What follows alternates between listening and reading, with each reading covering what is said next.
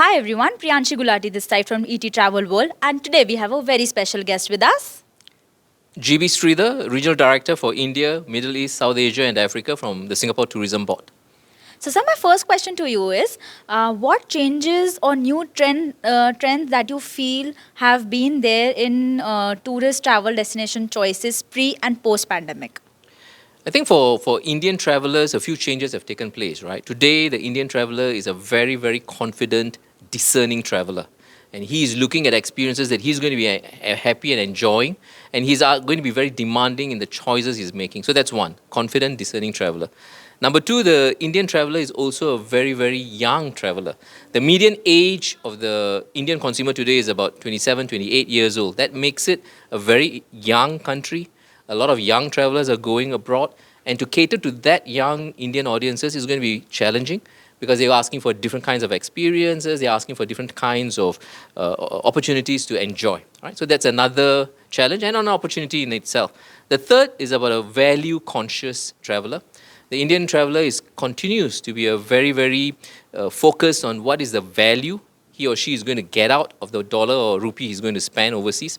And having that kind of value consciousness means that you have to be able to convince the traveler this particular experience, this particular price point, it's good value. So these are some of the challenges and opportunities and what destinations today are groping with in India and catering to the Indian audiences. Yes. So, my second question to you is, as you represent Singapore Tourism Board, I personally have been to Singapore and it's a fantastic country. What will you tell to the people who haven't visited Singapore, like why they should? What's that special thing Singapore has that they should visit that country at least once in their life and experience all what that country has? First and foremost, it is good that you have visited Singapore, and it is not a once in your lifetime destination. It is a multiple visit destination. Singapore is a 3.5 to 5.5 hour flying radius, making it very convenient for the Indian traveler to come to Singapore. 17 direct connections from any part of India coming into Singapore. Connectivity is good, visa, very, very hassle-free visa. So all of that is a functional points as to why Indian travelers will find it very easy to come to Singapore. Now, why Singapore? I mean, our brand is passion made possible.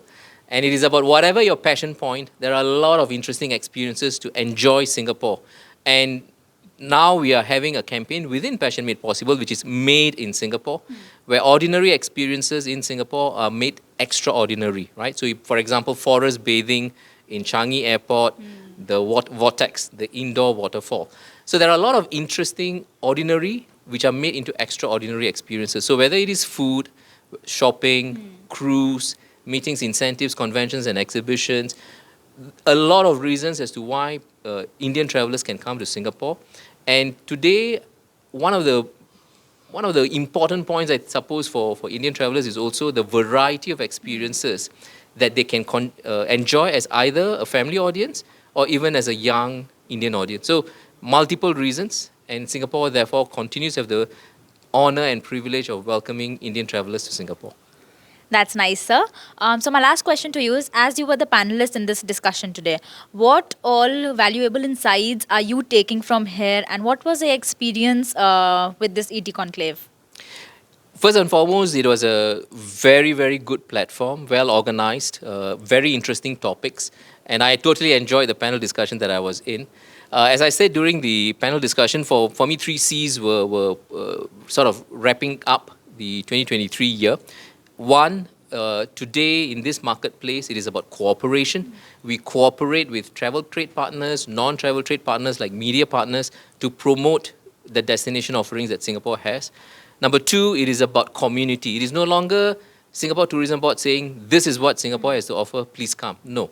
The communities, whether it's food, whether it is shopping, those communities are having conversations and discussions. How do we stay relevant to those communities? And finally, it is about conversations, meaningful, engaging conversations with them. So whether we are doing a project with LBB, Nika Land, MX Player, we did a project where it is about Lost and Found, an interactive TV series. On My Own was a collaboration with Tripoto, where we are saying Singapore is very good for solo women travelers. So a lot of such things. So the third point is about conversations and making it relevant for them. And those were some of the learning points and key takeaways for me from this panel discussion. So overall, it was a very fantastic experience being at ET Travel World Travel and Tourism Conclave. Thank you so much, sir. It was lovely talking to you. Stay tuned for more updates.